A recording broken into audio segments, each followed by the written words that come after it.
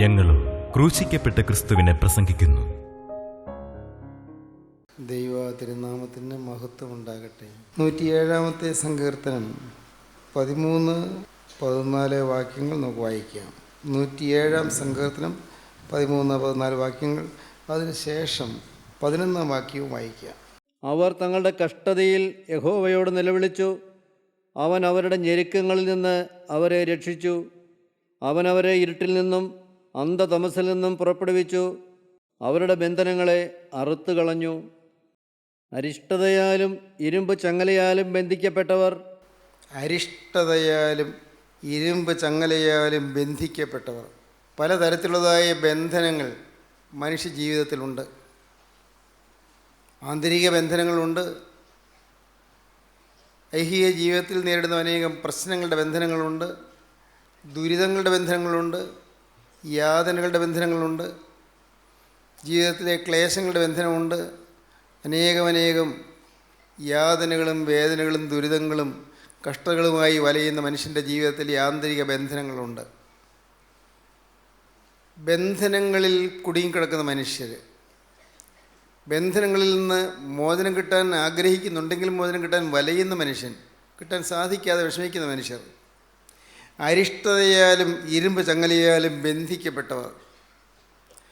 സങ്കീർത്തനക്കാരനായ ദാവീദ് പറയുകയാണ്, അരിഷ്ടതയാലും ഇരുമ്പ് ചങ്ങലയാലും ബന്ധിക്കപ്പെട്ടവർ. ദാവീദ് പറയുമ്പോൾ ദാവീദിൻ്റെ ജീവിതത്തിലെ ചില ബന്ധനങ്ങൾ ഓർത്തുകൊണ്ടാണ് പറയുന്നത്. പറ്റിയ ഭോഷത്വത്തെക്കുറിച്ച് ഓർത്തുകൊണ്ടാണ് പറയുന്നത്. ഭോഷത്വം സംഭവിച്ചു എന്നാണ് പറയുന്നത്. തുടർന്ന് വായിക്കുമ്പോൾ കാണാം, അവർക്ക് ജീവിതത്തിൽ വന്നതായ ബന്ധനങ്ങൾ എന്ന് പറയുന്നിടത്ത് പറയുന്നുണ്ട്, ഭോഷത്വം ഹേതുവായി എന്ന്. 17-ാം വാക്യം വായിക്കാം. ഭോഷന്മാർ തങ്ങളുടെ ലംഘനങ്ങൾ ഹേതുവായും തങ്ങളുടെ അകൃത്യങ്ങൾ നിമിത്തവും കഷ്ടപ്പെട്ടു. ഭോഷന്മാർ, ഭോഷത്വമാണ്. ഇത് ഭോഷത്വമാണെന്ന് അറിഞ്ഞുകൊണ്ടല്ല. ദാവീദ് തെറ്റുകളിൽ വീണത് മണ്ടത്തരമാണെന്ന് അറിഞ്ഞുകൊണ്ടല്ല. ഒന്നും ചിന്തയുണ്ടായിരുന്നില്ല. ആ സമയത്ത് വികാരം വിവേകത്തെ കീഴ്പ്പെടുത്തി. വികാരത്തിൻ്റെ വിജൃംഭണത്തിൽ വിവേകം താണുപോയി, തളർന്നുപോയി. ദാവീദ് വിവേകമുള്ള ഒരാളായിരുന്നു, നല്ല വിവേകം ഉണ്ടായിരുന്നു. പക്ഷേ ദാവീദിൻ്റെ വിവേകമെല്ലാം നഷ്ടപ്പെട്ടു പോയി. പാപത്തിൻ്റെ പ്രേരണ വന്നപ്പോൾ, പാപത്തിൻ്റെ പ്രലോഭനം വന്നപ്പോൾ വികാരം വിവേകത്തെ കീഴ്പ്പെടുത്തി, ഭോഷത്വമായി പോയി. ഇപ്പോൾ ദാവീദിനറിയാം, അയ്യോ എന്താണ് ഇങ്ങനെ ഭോഷത്വം വന്നു പോയതെന്ന്. അതാണ് ദാവീദ് പറയുന്നത്, അവർ ഭോഷന്മാർ തങ്ങളുടെ ലംഘനങ്ങൾ ഹേതുവായും തങ്ങളുടെ അകൃത്യങ്ങൾ നിമിത്തവും കഷ്ടപ്പെട്ടു. കഷ്ടതകൾ അരിഷ്ടതയാലും ഇരുമ്പ് ചങ്ങലയാലും ബന്ധിക്കപ്പെട്ടു. അരിഷ്ടതയാലും ഇരുമ്പ് ചങ്ങലയാലും ബന്ധിക്കപ്പെട്ടു. അനേകം ആളുകളുണ്ട് ഇതുപോലെ ബന്ധനത്തിൽപ്പെട്ട് ഉഴലുന്നവർ. ആ ബന്ധനങ്ങളിൽ വളരെ ഹൃദയത്തെ നടുക്കുന്നതും ഭീതിപ്പെടുത്തുന്നതുമായ ഒന്നാണ് ഭയത്തിൻ്റെ ബന്ധനം. ഭയം. നാം അതിനെക്കുറിച്ച് കഴിഞ്ഞ ചില അവസരങ്ങൾ ചിന്തിക്കുകയുണ്ടായി. ഭയത്തിൻ്റെ ബന്ധനം.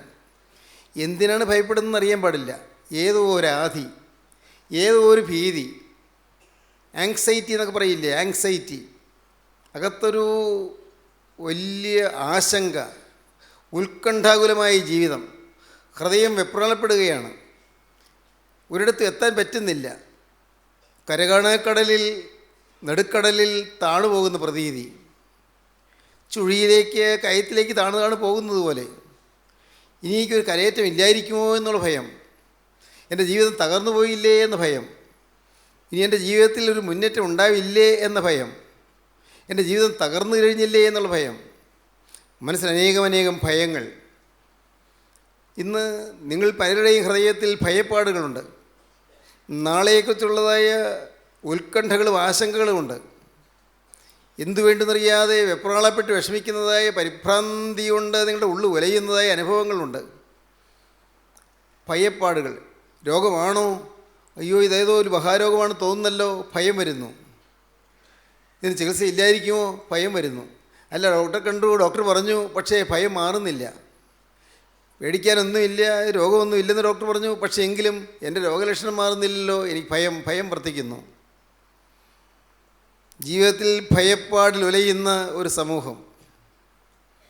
1945 തോന്നുന്നു ആദ്യമായി ആറ്റം ബോംബ് പരീക്ഷണം നടന്നത്. ന്യൂമെക്സിക്കോയിലെ മരുഭൂമിയിലാണ് ആറ്റം ബോംബ് പരീക്ഷണം ആദ്യം നടന്നത്. അങ്ങ് ദൂരെ ദൂരെ വിമാനത്തിൽ ഇരുന്നു കൊണ്ട് ദൂരദർശനിൽ കൂടി ആറ്റം ബോംബുണ്ടാക്കിയ ശാസ്ത്രജ്ഞന്മാർ ആ ആറ്റം ബോംബ് വിസ്ഫോടനത്തെ വീക്ഷിക്കുകയായിരുന്നു. ആറ്റം ബോംബ് സ്ഫോടനം നടന്നപ്പോൾ ഉണ്ടായതായ പ്രകൃതിയിലെ വിക്ഷോഭങ്ങളും ധൂമപടലങ്ങളും അങ്ങ് ആകാശം മുട്ടെ പൊങ്ങുന്നതായ മണലുകളും മണൽക്കൂമ്പാരങ്ങൾ ഇതെല്ലാം കണ്ടുകൊണ്ട് ആറ്റം ബോംബുണ്ടാക്കിയ ശാസ്ത്രജ്ഞൻ ഞെട്ടലോടെ നെഞ്ചത്തലച്ച് കരഞ്ഞു. Alas we have created a hell.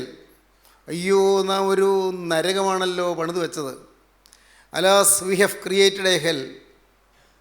Atom bomb ഉണ്ടാക്കിയ ശാസ്ത്രജ്ഞൻ വിചാരിച്ചു ഒരു വലിയ കണ്ടുപിടുത്തമാണ് താൻ ചെയ്തതെന്ന്. ആയിരുന്നു. പക്ഷേ ഒരു നരകമാണ് മെനഞ്ഞു വെച്ചത്. നരകം പണിത് വെച്ചു. ലോകത്തെ മുഴുവനും ചുട്ട് ചാമ്പലാക്കാൻ പറ്റിയ ഒരു നരകമാണ് അന്ന് അദ്ദേഹം പണിത് വെച്ചതെന്ന് അദ്ദേഹം മനസ്സിലാക്കി. കരഞ്ഞിട്ട് ഫലമില്ലല്ലോ, നിലവിളിച്ചിട്ട് ഫലമില്ലല്ലോ. എന്നാൽ ഒരുപക്ഷെ അതിനേക്കാൾ ഭയങ്കരമായ നരകമാണ് ഇന്ന് അനേകരുടെ കുടുംബങ്ങൾ. നരകം, കുടുംബം നരകമായ അനുഭവത്തിൽ. സ്നേഹിതരെ, നിങ്ങൾ ചിന്തിക്കൂ, നിങ്ങളുടെ കുടുംബം നരകമാണോ? നരകത്തിൻ്റെ ഭീകര ദൃശ്യങ്ങളാണോ നിങ്ങളുടെ കുടുംബത്തിൽ? കഴിഞ്ഞൊരവസരത്തിൽ എന്നെ രാത്രി എപ്പോഴോ ഒരാൾ ഫോൺ ചെയ്തു. ഞാൻ ഫോൺ എടുത്തു, ഉറക്കച്ചടവോടെയാണ്. അപ്പോൾ കേൾക്കാം ഒരു ഏങ്ങലടി, കരച്ചിൽ കേൾക്കാം. ഇടയ്ക്ക് കരഞ്ഞുകൊണ്ടെന്തോ പറയാൻ ശ്രമിക്കുന്നുണ്ട്. ഞാൻ പറഞ്ഞു, കരയാതെ കാര്യം പറയൂ. പറഞ്ഞു വരുമ്പോൾ പിന്നെയും കരയുന്നു. അപ്പോൾ കേൾക്കാം പിന്നിൽ നിന്ന് അട്ടഹസിക്കുന്ന സ്വരങ്ങൾ, ഗർജിക്കുന്ന സ്വരങ്ങൾ, എന്തൊക്കെയോ ചീത്ത പറയുന്ന സ്വരങ്ങൾ. ആ സ്ത്രീ സ്വന്തം ഭർത്താവിൻ്റെ മർദ്ദനമേറ്റ് പൊളഞ്ഞുകൊണ്ട് ഒന്ന് പ്രാർത്ഥിക്കണേ എന്ന് പറഞ്ഞ് ഞാൻ വിളിക്കുകയാണ്. എന്നെ ഫോൺ ചെയ്തതൊന്നും ആ മനുഷ്യൻ അറിയുന്നില്ല. കാരണം അദ്ദേഹം സുബോധമില്ലാത്തതുപോലെയാണ്. മദ്യവും കഞ്ചാവും എല്ലാം കീഴടക്കിയിരിക്കുകയാണ്. ആ സാധു മനുഷ്യൻ സുബോധം നഷ്ടപ്പെട്ട് ഒരു പൈശാചിക ശക്തിക്ക് അടിമയായി പാവം ഭാര്യയെ മർദ്ദിക്കുകയാണ്. സാറേ, ഇന്ന് എന്നെ കൊല്ലുമോ എന്ന് എനിക്ക് പേടിയാണെന്ന്. സാറേ, നാളെ രാവിലെ പ്രഭാതം ഞാൻ കാണുമോ എന്ന് പേടിയാണെന്ന്. എൻ്റെ ആത്മാവ് രക്ഷപ്പെടാനെന്ന് പ്രാർത്ഥിക്കണേ. എനിക്ക് ദൈവരാജ്യത്തിൽ പോകണമെന്നുണ്ട്, എനിക്ക് വേണ്ടി പ്രാർത്ഥിക്കണേ. ദൈവത്തിന് സ്തോത്രം. എൻ്റെ സഹോദരങ്ങളെ, എത്രയെത്ര കുടുംബങ്ങളാണ് നരകം. എത്രയെത്ര കുടുംബങ്ങളിലാണ് ഭയാനകമായ കാഴ്ചകൾ, സ്വസ്ഥതയില്ലാത്ത ജീവിതങ്ങൾ. പഠിക്കാനിരിക്കുന്ന കൊച്ചുകുട്ടികൾക്ക് പഠിക്കാൻ സാധിക്കുന്നില്ല. അപ്പനും അമ്മയും തമ്മിലുള്ള വഴക്ക്, അവർ തമ്മിലുള്ളതായ പോര്, അവർ തമ്മിലുള്ളതായ വാഗ്വാദം, തർക്കം, ഇതെല്ലാമായിട്ട് ഒരു സ്വൈര്യം കിട്ടാതെ പഠിക്കാൻ സാധിക്കാത്ത കുട്ടികൾ. ആ കുട്ടികളുടെ സ്വഭാവം നന്നാകണമെന്ന് പറഞ്ഞാൽ എന്ത് പ്രയാസമാണ്, സാധിക്കുമോ? അവർ കണ്ടു വളരുന്നത് ഈ അപ്പൻ്റെ അമ്മയുടെയും വഴക്കല്ലേ. കുടുംബങ്ങൾ നരകമാണ്. ദൈവത്തിന് സ്തോത്രം. കുഞ്ഞുങ്ങൾ ഭയപ്പാടിലാണ്, യുവജനങ്ങൾ ഭീതിയിലാണ്. നാളെ എന്ത് ഒരു പിടുത്തം കിട്ടുന്നില്ല. എവിടെയെങ്കിലും മുറുകെ പിടിക്കാൻ എന്തെങ്കിലും കിട്ടണ്ടേ? ഒന്നും കിട്ടുന്നില്ല. എവിടെയെങ്കിലും പിടിച്ചാൽ അത് കയറി പോകാമായിരുന്നു. ഒരിടത്തും പിടി കിട്ടുന്നില്ല. മനസ്സ് ഉലഞ്ഞുകൊണ്ടിരിക്കുന്നു. എൻ്റെ സ്നേഹിതരെ, നിങ്ങൾ ഞാൻ പറയട്ടെ, എന്നാൽ ഭയപ്പാടിൽ വലയുന്ന മനുഷ്യനോട് സ്വർഗത്തിലെ ദൈവത്തിന് ഒരു അരുളപ്പാടുണ്ട്. അതാണ് നാം വായിക്കുന്നത്. യെശയ്യാ പ്രവാചകന്റെ പുസ്തകം 41-ാം അധ്യായത്തിൻ്റെ 13-14 വാക്യങ്ങൾ. അരിഷ്ടതയാലും ഇരുമ്പ് ചങ്ങലയാലും ബന്ധിക്കപ്പെട്ടവർക്ക് ആശയ്ക്കൊരു വകയുണ്ട്. ഇരുമ്പ് ചങ്ങലയിൽ കുടുങ്ങിയവർക്ക്, ഇരുട്ടിലും അന്ധതമസിലും കഴിയുന്നവർക്ക്, ഇരുളിൻ്റെ ഭീകരമായ അന്ധകാരാവൃതമായ ജീവിതത്തിൻ്റെ യാതനയേറ്റ് പെടയുന്നവർക്ക് ഒരാശ്വാസത്തിൻ്റെ പോംവഴിയുണ്ട്. എന്താണത്? അതാണ് വേദപുസ്തകം പറയുന്നത്, ഈ തിരുവെഴുത്ത് പറയുന്നത്. യെശയ്യാ പ്രവാചകന്റെ പുസ്തകം 41-ാം അധ്യായത്തിൻ്റെ 13-14 വാക്യങ്ങൾ.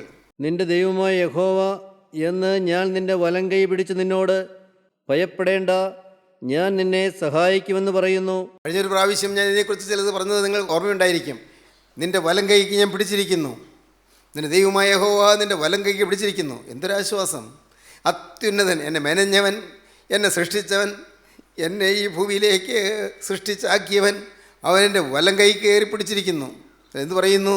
ഞാൻ നിൻ്റെ വലം കൈ പിടിച്ച് ഭയപ്പെടേണ്ട, ഞാൻ നിന്നെ സഹായിക്കുമെന്ന് പറയുന്നു. എത്ര ആശ്വാസം! ഭയപ്പെടേണ്ട, ഞാൻ നിന്നെ സഹായിക്കും. മോളെ ഭയപ്പെടേണ്ട, മോനെ ഭയപ്പെടേണ്ട, ഞാൻ നിന്നെ സഹായിക്കും. നിൻ്റെ വലം കൈക്ക് പിടിച്ചിരിക്കുന്നത് ആരാണ് നിനക്കറിയാമോ? നിന്നെ സൃഷ്ടിച്ചവനാണ്. ഇത്രയും കാലം നിന്നെ പുലർത്തിയവനാണ്. നിന്നെ എവിടെ വരെ എത്തിക്കാമെന്ന് അറിയുന്നവനാണ്. നീ ഏതെല്ലാം അന്ധതമസിലാണോ നീ ആണ്ടുപോയത്, അവിടെ നിന്ന് നിന്നെ ഉദ്ധരിക്കാൻ കഴിവുള്ളവനാണ്. നിൻ്റെ ബന്ധനങ്ങളിൽ അറുത്ത് കളയാൻ ശക്തനാണ്. സർവ്വചരാചരങ്ങളെയും സൃഷ്ടാവാണ്, സർവ്വചരാചരങ്ങളുടെയും സൃഷ്ടാവ്. ഈ അണ്ടഘടകത്തെ മെനഞ്ഞവൻ, നിത്യനായ ദൈവം, ആദിയില്ലാത്ത ആദിയും അന്തമില്ലാത്ത അന്തവുമായ ജീവനുള്ള ക്രിസ്തു, അവൻ വന്ന് ഈ സാധു മനുഷ്യൻ്റെ കയ്യിൽ പിടിക്കുകയാണ്. ദൈവത്തിന് സ്തോത്രം. പ്രിയപ്പെട്ടവരെ, നീ എന്നെ എവിടെ വെച്ച് അറിയും? നീ എന്നെ എവിടെ വെച്ചറിയും? നദനയിൽ ചോദിക്കുകയാണ്, നീ എന്നെ എവിടെ വെച്ചറിയും? നീ എന്നെ കാണുന്നതിന് മുൻപ് നീ അത്തിയുടെ കീഴിലിരിക്കുമ്പോൾ ഞാൻ നിന്നെ കണ്ടു. നിന്നെ ഞാൻ എപ്പോഴേ കണ്ടതാണ്, ഇപ്പോഴല്ല ഞാൻ നിന്നെ കണ്ടത്. നീ അത്തിയുടെ കീഴിലിരിക്കുമ്പോൾ ഞാൻ നിന്നെ കണ്ടു. നദനയിൽ അറിയാം, നദനയേൽ അത്തിയുടെ കീഴിൽ ഇരുന്ന കാര്യം, നദനയേൽ ധ്യാന നിമഗ്നനായി അത്തിയുടെ കീഴിൽ ഇരുന്ന കാര്യം. നദനയേലിനറിയാം ആ സംഭവത്തിൽ, ആ സമയത്ത് അവിടെ ആരുമില്ല എന്ന്. യേശു അവിടെയെങ്കിലും ഇല്ല, ഭാഗത്തില്ല, പ്രദേശത്തില്ല. ആ നദനയേലിനോട് കർത്താവ് പറയുകയാണ്, നീ എന്നെ എവിടെ വെച്ച് അറിയുമെന്ന് ചോദിച്ചപ്പോൾ, നിന്നെ ഞാൻ മുന്നമേ കണ്ടിരിക്കുന്നു, നിന്നെ ഞാൻ മുന്നമേ കണ്ടിരിക്കുന്നു. ദൈവത്തിന് സ്തോത്രം. എന്താണ് ചോദിക്കാൻ കാരണം? യേശു നദനയേലിനെ കണ്ടപ്പോൾ ദൂരെ നിന്ന് ഫിലിപ്പോസിൻ്റെ കൂടെ മന്ദം വന്ന് നടന്നു വരുന്ന സൗമ്യശീലനായ ആ നദനയേലിനെ കണ്ടപ്പോൾ യേശു ക്രിസ്തു പറയുകയാണ്, ഇതാ സാക്ഷാൽ ഇസ്രായേലിൽ ഇവരിൽ കപടമില്ല. ദൈവത്തിന് സ്തോത്രം. കപടമില്ലാത്ത ഒരു ഇസ്രായേലിനും വരുന്നു, ഒരു കാവട്യമില്ലാത്ത യൗവനക്കാരും വരുന്നു. യേശു അത് പറയുകയാണ്. നദനയേൽ അമ്പരക്കുന്നു, എന്നെ എങ്ങനെ അറിയും? എവിടെ വെച്ച് അറിയും? നാം തമ്മിൽ കണ്ടിട്ടില്ലല്ലോ. യേശു പറഞ്ഞു, നീ എന്നെ കാണുന്നതിന് മുൻപ് നീ അത്തിയുടെ കീഴിൽ ഇരിക്കുമ്പോൾ ഞാൻ നിന്നെ കണ്ടു. അന്ന് പ്രഭാതത്തിൽ അത്തിയുടെ കീഴിൽ ഇരുന്നതാണ്. അത്തിയുടെ കീഴിൽ അന്ന് പ്രഭാതത്തിൽ ഇരുന്നത് യേശു കണ്ടു. ദൈവവൈദ്യരെ, നീ ഇന്നിപ്പോൾ ഇവിടെ വന്നിരിക്കുമ്പോൾ, ഇപ്പോൾ മാത്രമല്ല കർത്താവ് നിന്നെ കാണുന്നത്. നിൻ്റെ ജീവിതത്തിൽ നീ വളർന്നു വരുമ്പോൾ, നിൻ്റെ അമ്മയുടെ ഗർഭപാത്രത്തിൽ നീ ഉരുവാകുന്നതിന് മുൻപേ തന്നെ യേശു നിന്നെ അറിഞ്ഞു. നിന്നെ ഇത്രടം യേശു ക്രിസ്തു കൊണ്ടുവന്നു. നീ സ്കൂളിൽ പഠിച്ചുകൊണ്ടിരുന്നപ്പോൾ യേശു നിൻ്റെ കൂടെ നടക്കുന്നുണ്ടായിരുന്നു, നീ അറിഞ്ഞില്ല. നീ ഒന്നും അറിയാതെ നീ ചില നമസ്കാരങ്ങൾ ചൊല്ലിയപ്പോൾ അപ്പോൾ യേശു നിൻ്റെ കൂടെ ഉണ്ടായിരുന്നു. ആരോടാണ് നമസ്കരിക്കുന്നതെന്നോ സ്വർഗമുണ്ടെന്നോ നരകമുണ്ടെന്നോ അറിയാതെ നീ ചില ചടങ്ങുകൾ ആചരിച്ചപ്പോൾ യേശു ഉണ്ടായിരുന്നു. ദൈവത്തിന് സ്തോത്രം. യേശു നിന്നെ കണ്ടുകൊണ്ടിരുന്നു. ദൈവവേദനയെ നീ ചില തെറ്റുകളിലേക്ക് വഴുതി പോയപ്പോൾ യേശു കണ്ടുകൊണ്ട് വേദനിച്ചുകൊണ്ട് നിൽക്കുന്നുണ്ടായിരുന്നു. മോനെ, നീ ചില അബദ്ധങ്ങളിൽ കുടുങ്ങിയപ്പോൾ, നീ ചില അപകടങ്ങളിലേക്ക് പോയപ്പോൾ, നിൻ്റെ ജീവിതത്തിൽ ചില അത്യാഹിതങ്ങൾ വന്നപ്പോൾ യേശു കണ്ടുകൊണ്ട് നിൽക്കുന്നുണ്ടായിരുന്നു. തക്ക സമയത്ത് യേശു കയറി പിടിച്ചതുകൊണ്ടാണ് അപകടത്തിൽ നീ കടന്നു പോകാതിരുന്നത്, നീ രക്ഷപ്പെട്ടു പോകുന്നത്. ദൈവത്തിന് സ്തോത്രം. ചിന്തിക്കൂ, നിങ്ങൾക്ക് ചിന്തിക്കാം. യേശു നിങ്ങളെ കണ്ടതാണ്, യേശു നിങ്ങളെ അറിഞ്ഞതാണ്. ദൈവത്തിന് സ്തോത്രം. അതുകൊണ്ട് ഇപ്പോൾ അവൻ നിന്നെ തക്ക സമയത്ത് കയറി പിടിക്കുകയാണ്. വലം കൈക്ക് പിടിച്ചു, വലം കൈക്ക് പിടിക്കുകയാണ്. യേശു ക്രിസ്തുവിൻ്റെ സമയമുണ്ട്, ഒരു സമയം. ദൈവത്തിന് സ്തോത്രം. ഏതെല്ലാം വൈതരണികളിലൂടെ നാം കടന്നു പോന്നു, ഏതെല്ലാം പ്രശ്നങ്ങളിലൂടെ നാം ഈ കാലം വരെയും ജീവിച്ചു പോന്നു, എന്തെല്ലാം പ്രശ്നങ്ങളെയാണ് നാം അതിജീവിച്ചത്, എന്തെന്ത് പ്രതിസന്ധികളെയാണ് നാം, ഏതെല്ലാം ദുർഘടങ്ങളെയാണ് നാം ചാടിക്കടന്നത്. പ്രിയപ്പെട്ടവരെ, ഓർത്തു നോക്കൂ, അവിടെയെല്ലാം ഇതാ പിന്നിൽ നിൽക്കുന്ന യേശു ഉണ്ടായിരുന്നു. നിത്യനായ ദൈവം കണ്ടുകൊണ്ടിരുന്നു. നിങ്ങൾക്കിത് മനസ്സിലാകുന്നില്ല, ഞാൻ ഒരു ദിവസത്തിൽ പറഞ്ഞിട്ടുണ്ട്, ഓർക്കുന്നുണ്ടോ? അവിടെ നിങ്ങൾ റോഡിൽ നിൽക്കുമ്പോൾ സൂര്യൻ നിങ്ങളെ കാണുന്നുണ്ട്, അഥവാ സൂര്യൻ്റെ രശ്മി നിങ്ങളുടെ മേൽ പതിയുന്നുണ്ട്. നിങ്ങൾ ഡൽഹിയിൽ പോയി നിന്നാൽ അവിടെ സൂര്യൻ രശ്മി പതിയുന്നുണ്ട്, ഇതേ സൂര്യൻ രശ്മി. നിങ്ങൾ തിരുവനന്തപുരത്ത് പോയി നിന്നാൽ അവിടെയും ഈ സൂര്യൻ രശ്മി നിങ്ങളുടെ മേൽ പതിയുന്നുണ്ട്. നിത്യനായ ദൈവത്തിൻ്റെ കണ്ണ് നിങ്ങളെ കാണുന്നുണ്ട്. അവന് നിങ്ങളെക്കുറിച്ച് വളരെ വ്യക്തമായ ഒരു പദ്ധതിയുണ്ട്, മറക്കരുത്. മോളി, നിനക്കറിയാമോ, നിന്നെക്കുറിച്ച് യേശുവിന് ഒരു വ്യക്തമായ പദ്ധതിയുണ്ട്. നീ ഇന്ന് നരകമാണ് അനുഭവിക്കുന്നത്. നീ ഇന്ന് യാതനയേറ്റ് പെടയുകയാണ്. യൗവനക്കാരാ, നീ ഇന്ന് കര കാണാക്കടലിൽ അലയുകയാണ്. നീ നീന്തി തുടിച്ച് വലയുകയാണ്, വിഷമിക്കുകയാണ്. എന്നാൽ നിന്നെ യേശു കണ്ടുകൊണ്ടിരിക്കുന്നുണ്ട്. അവനൊരു തക്ക സമയമുണ്ട്, അവനൊരു നിശ്ചിത സമയമുണ്ട്, അപ്പോയിൻറ്റഡ് ടൈം, ഒരു അപ്പോയിൻ്റ് ചെയ്തൊരു സമയമുണ്ട്, വ്യക്തമായൊരു സമയമുണ്ട്. ദൈവത്തിൻ്റെ ഒരു സ്കീമുണ്ട്, ദൈവത്തിൻ്റെ പദ്ധതിയുണ്ട്. ആ പദ്ധതി അനുസരിച്ച് അവൻ നിന്നെ പിടിക്കാൻ സമയം കണ്ടിട്ടുണ്ട്. അത് ഇന്നയാൾ പ്രസംഗിക്കുമ്പോഴൊന്നുമില്ല, ഇന്ന യോഗത്തിന് ചെല്ലുമ്പോഴൊന്നുമില്ല. ദൈവം നിന്നെ കണ്ടിരിക്കുന്ന സമയത്ത് അപ്പോൾ എന്താണ് സംഭവിക്കുന്നതിന് അറിഞ്ഞുകൂടാ. നീ വിചാരിക്കും ഇത് ദൈവം നിശ്ചയിച്ച് കൊണ്ടുവന്നിരിക്കുന്നതല്ല.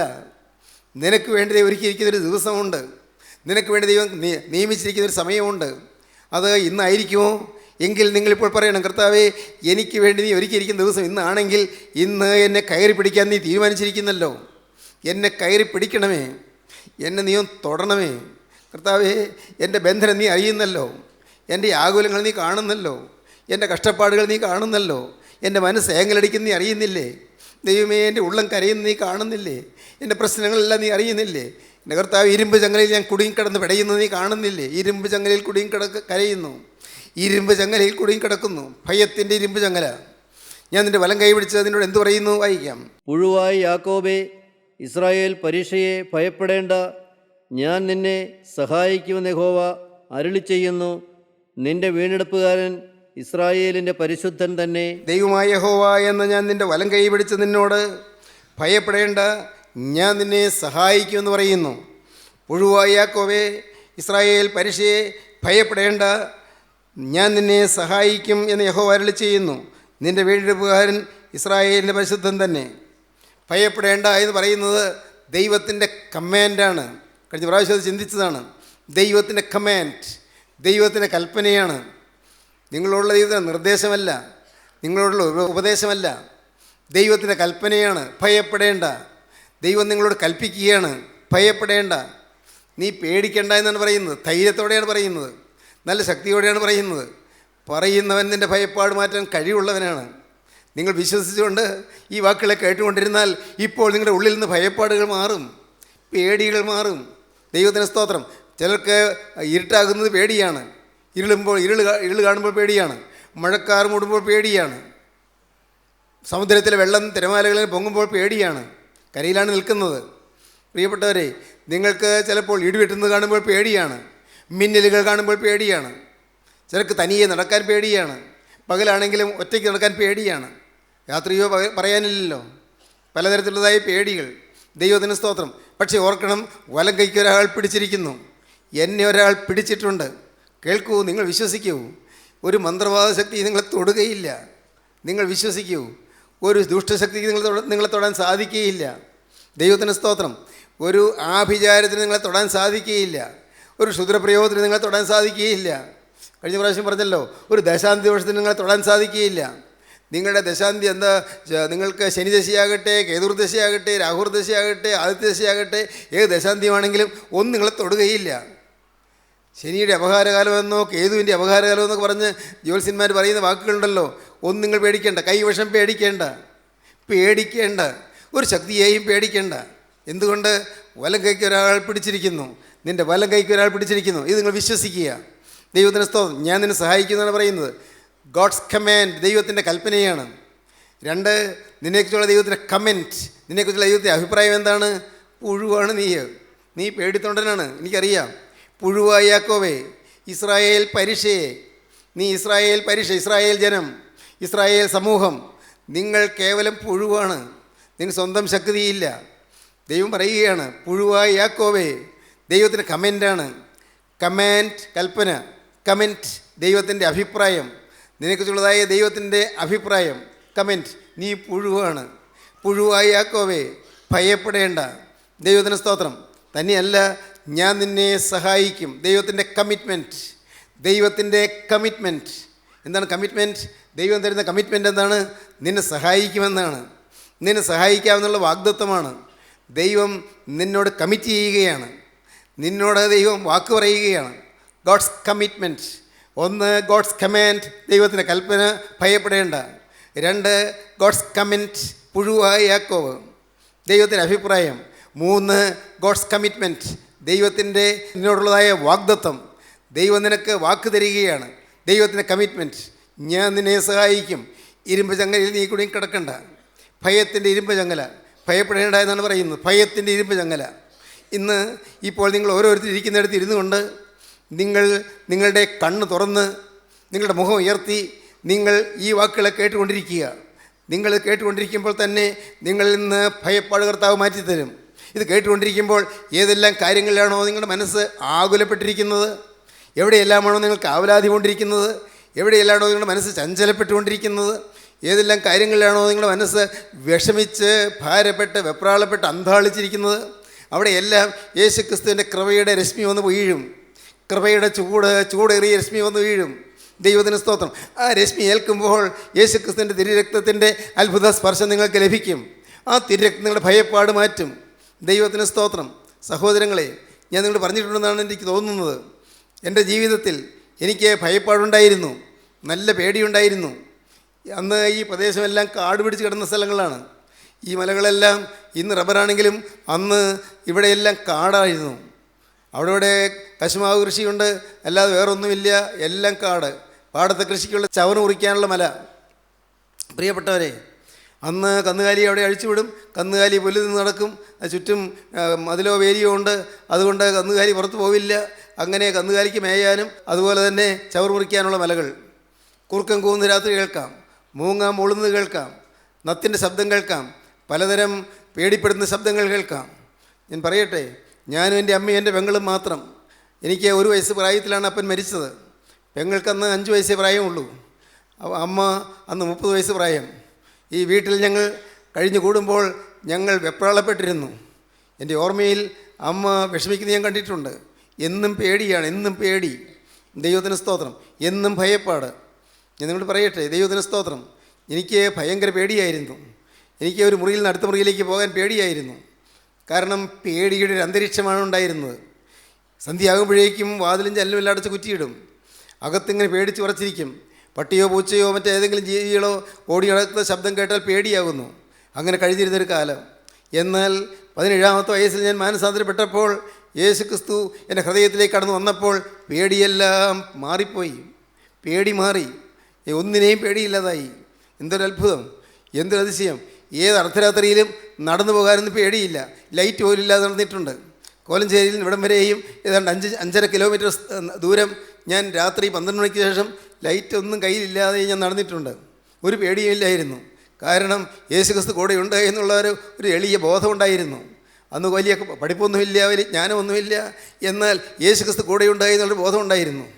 ഇന്നും എന്നെ നിലനിർത്തുന്നത് യേശു കൂടെയുണ്ട് എന്നുള്ള വിചാരമാണ്. യേശു കൂടെയുണ്ട് എന്നുള്ള ആ ഒരു ബോധ്യമാണ് എനിക്കിന്ന് സമാധാനം തരുന്നത്. സ്നേഹിതരെ, നിങ്ങളോട് പറയട്ടെ, ഇന്ന് ഇത് കേട്ടുകൊണ്ടിരിക്കുമ്പോൾ നിങ്ങൾ കർത്താവോട് പറയണം, കർത്താവേ, നീ എൻ്റെ കൂടെ വരണം. പോകല്ലേ കടം തന്നെ എന്നുള്ള പാട്ട്, എനിക്ക് ആ പാട്ട് കേൾക്കുമ്പോൾ വലിയ ആനന്ദമാണ്. പോകല്ലേ കടം തന്നെ, നീ എന്നെ കടന്ന് പോകല്ലേ. ദൈവത്തോട് പറയുകയാണ്, പോകല്ലേ കടം തന്നെ, എന്നെ കടന്ന് നീ പോകല്ലേ. ദൈവത്തിന് സ്തോത്രം. കർത്താവ് കൂടെയുണ്ടെങ്കിൽ എന്തൊരു സമാധാനമാണ്. രോഗം വന്നാൽ എന്താണ്? യേശു കൂടെയുണ്ട്. രോഗക്കിടക്കയിൽ യേശു കൂടെയുണ്ട്. എന്തൊരു സമാധാനം. പ്രശ്നങ്ങൾ വന്നാൽ എന്താണ്? യേശു കൂടെയുണ്ട്. പലരും തെറ്റിദ്ധരിച്ചാൽ എന്താണ്? യേശു കൂടെയുണ്ട്. പലരും എതിർത്താൽ എന്താണ്? യേശു കൂടെയുണ്ട്. ദൈവത്തിന് സ്തോത്രം. പലരും പരിഹസിച്ചാൽ എന്താണ്? യേശു കൂടെയുണ്ട്. എൻ്റെ യേശു പോയ പാതയിൽ കൂടി നീങ്ങണമെന്നേ ഉള്ളൂ. ദൈവത്തിൻ്റെ വലിയ നാമം മഹത്വപ്പെട്ടു. നിങ്ങൾക്കൊരു തീരുമാനം എടുക്കാമോ? കർത്താവേ, എൻ്റെ മേലുള്ള ഭയത്തിൻ്റെ ആത്മാവിനെ നീ ഇപ്പോൾ ശാസിച്ച് മാറ്റണമേ. ഭയത്തിൻ്റെ ഒരു ദുരാത്മാവാണ് എൻ്റെ മേലിരിക്കുന്നത്. ഭയത്തിൻ്റെ ഒരു ദുരാത്മാവ് എൻ്റെ ശരീരത്തിൽ മാത്രമല്ല, എൻ്റെ ഓരോ അവയവങ്ങളിലും മാത്രമല്ല, എൻ്റെ അകത്തും ബന്ധനങ്ങളുണ്ട്. ശരീരത്തിൽ രോഗത്തിൻ്റെ ബന്ധനം, അതൊരു ഭയത്തിൻ്റെ ബന്ധനമാണ്. ശരീരത്തിൽ പലതരത്തിലുള്ളതായ പീഡകളുടെ ബന്ധനം, അത് എനിക്ക് തന്നെ അറിയാൻ വയ്യാത്ത പീഡകൾ എൻ്റെ ജീവിതത്തിലുണ്ട്. ദൈവത്തിന് സ്തോത്രം. എനിക്ക് തന്നെ അറിയാൻ വയ്യാത്ത ചില പീഡകൾ, ശരീരത്തിൽ വരുന്നതായ പീഡകൾ, മാനസികമായ വിക്ഷോഭങ്ങൾ, പെട്ടെന്ന് കോപിക്കുന്ന സ്വഭാവം, പെട്ടെന്ന് ക്ഷോഭിക്കുന്ന സ്വഭാവം, പെട്ടെന്ന് ക്രുദ്ധിച്ച് ഗർജിക്കുന്ന സ്വഭാവം. എൻ്റെ കർത്താവേ, പലതും വേണ്ടായെന്ന് എനിക്കറിയാം, പക്ഷേ അത് വിട്ടു പോകുന്നില്ല. നിങ്ങൾ പറയണം കർത്താവിനോട്, കർത്താവേ, ഇതെല്ലാം എന്നിൽ മാറ്റി തരണമേ. അങ്ങനെ പറയുമ്പോൾ കേൾക്കാൻ യേശു ക്രിസ്തു ഉണ്ട്. നിങ്ങൾ വിശ്വസിക്കൂ. യേശു ക്രിസ്തുവിൻ്റെ കരം നിങ്ങൾ പിടിക്കുമ്പോൾ ആ കരത്തിൽ തിരുരക്തം പതിഞ്ഞിട്ടുണ്ട്. ആ കരത്തിൽ തുളിച്ച തിരുരക്തം നിങ്ങളുടെ മേൽ പതിയുകയാണ്. ആ തിരുരക്തം നിങ്ങളുടെ നാളുതോറും പോയ പാപങ്ങൾ കഴുകുകയാണ്. വന്നുപോയ പാപങ്ങളെല്ലാം കഴുകുന്നു. എന്തെല്ലാം വിഡ്ഢിത്തരങ്ങൾ വന്നിട്ടുണ്ട്, എന്തെല്ലാം ഭോഷത്തിൽ വന്നിട്ടുണ്ട്, എന്തെല്ലാം അബദ്ധങ്ങൾ വന്നിട്ടുണ്ട്. ഭാര്യയോട് ചീറി കോപിച്ച കാര്യങ്ങൾ, ഭർത്താവിനോട് അനുസരണക്കേട് കാണിച്ച കാര്യങ്ങൾ, ജീവിതത്തിൽ വഴുവഴുപ്പിൽ പോയ കാര്യങ്ങൾ, തെറ്റുപറ്റിപ്പോയ കാര്യങ്ങൾ, ഒരുപക്ഷെ പുറത്തു പറയാൻ അറയ്ക്കുന്നതായ കാര്യങ്ങൾ, ഇപ്പോൾ ഓർക്കുമ്പോൾ ലജ്ജ തോന്നുന്ന കാര്യങ്ങൾ, ഇപ്പോൾ ഓർക്കുമ്പോൾ പേടി തോന്നുന്ന കാര്യങ്ങൾ, എന്തെല്ലാം സംഭവിച്ചു പോയി. എല്ലാം കഴുകാൻ ഈ തിരുരക്തം മതിയായതാണ്. നിങ്ങൾ വിശ്വസിക്കൂ. യേശു ക്രിസ്തുവിൻ്റെ തിരുലാവിൽ നിന്നൊഴിയ തിരുരക്തം, യേശു ക്രിസ്തുവിൻ്റെ പഞ്ചമുറികളിൽ നിന്നൊഴിയായ തിരുരക്തം, യേശു ക്രിസ്തുവിൻ്റെ തൃക്കരങ്ങളിൽ തുളിച്ച് നിൽക്കുന്ന തിരുരക്തം നിങ്ങളെ തൊടട്ടെ, നിങ്ങളെ സ്പർശിക്കട്ടെ, നിങ്ങൾക്ക് ശാന്തി തരട്ടെ, നിങ്ങൾക്ക് സമാധാനം തരട്ടെ, നിങ്ങൾക്ക് ആശ്വാസം തരട്ടെ. ഇപ്പോൾ നിങ്ങളുടെ മേലെ കരം വയ്ക്കട്ടെ. ഇപ്പോൾ നിങ്ങളുടെ മേലെ കരം വെച്ച് നിങ്ങൾ അനുഗ്രഹിക്കട്ടെ. നിങ്ങളുടെ മേൽ തന്നെ ശക്തി പകരട്ടെ. ബാധകൾ മാറ്റട്ടെ. ഭയത്തിൻ്റെ ബാധ മാറ്റട്ടെ. ഭയപ്പാട് മാറ്റട്ടെ. ഭയപ്പെടേണ്ട എന്നുള്ള ശബ്ദം കേൾക്കാൻ കാതുകളെ കൂർപ്പിച്ചിരിക്കൂ നിങ്ങൾ. കർത്താവേ, എൻ്റെ ഹൃദയത്തെ അലയടിക്കട്ടെ, ഭയപ്പെടേണ്ട എന്നുള്ള ശബ്ദം, ഭയപ്പെടേണ്ട എന്നുള്ള കമാൻഡ് ഹൃദയത്തിലേക്ക് സ്വീകരിപ്പാൻ എനിക്കിപ്പോൾ കൃപ തരണമേ. നിങ്ങൾ പ്രാർത്ഥിക്കൂ. യേശുവേ, എന്നെ തൊടണമേ. യേശുവേ, എന്നെ തൊടാതെ കടന്നു പോകല്ലേ. യേശുവേ, നീ എന്നെ സ്പർശിക്കാതെ കടന്നു പോകല്ലേ. എൻ്റെ മേലുള്ള ബാധകൾ മാറ്റാതെ നീ പോകല്ലേ. എൻ്റെ മേലുള്ള ദുർബാധകൾ മാറ്റി പൈശാചിക ബന്ധനം കഴിച്ച് കർത്താവെ എന്നെ അനുഗ്രഹിക്കണമേ. പ്രാർത്ഥിക്കൂ. നിങ്ങൾ സമർപ്പിച്ചുകൊണ്ട് കർത്താവിൻ്റെ കരങ്ങളിലേക്ക് കൊടുക്കൂ. നമുക്ക് പ്രാർത്ഥിക്കാം. സ്നേഹവാനേ, മഹാകാരുണ്യവാനായ ഞങ്ങളുടെ സ്വർഗീയ പിതാവേ, ഈ നല്ല സമയത്തിനായി സ്തോത്രം. കർത്താവെ, ഞങ്ങൾ കേൾപ്പിച്ച സാക്ഷ്യത്തിനായി ഞങ്ങൾ നിന്നെ സ്തുതിക്കുന്നു. കർത്താവെ, ജീവിക്കുന്ന ദൈവമക്കളെ അവിടുന്ന് എഴുന്നേൽപ്പിച്ചിട്ടുള്ളതിനായി സ്തോത്രം. ക്രിസ്തീയ ജീവിതത്തിൻ്റെ മാധുര്യം അനുഭവിക്കുന്ന ദൈവമക്കളെ ഇന്ന് ഞങ്ങളുടെ മധ്യത്തിൽ എഴുന്നേൽപ്പിച്ചതിനായി സ്തോത്രം. അവിടുത്തെ കൃപയ്ക്കായി ഞങ്ങൾ നിന്നെ വാഴ്ത്തുന്നു. അത് എല്ലാവരെയും അനുഗ്രഹിക്കണമേ, സമാധാനത്തോടെ എഴുന്നേൽപ്പിക്കണമേ, തിരുനാമം മഹത്വപ്പെടുത്തണമേ. യേശു ക്രിസ്തുവിൻ്റെ സ്നേഹം നിറഞ്ഞ നാമത്തിൽ തന്നെ. ആമീൻ.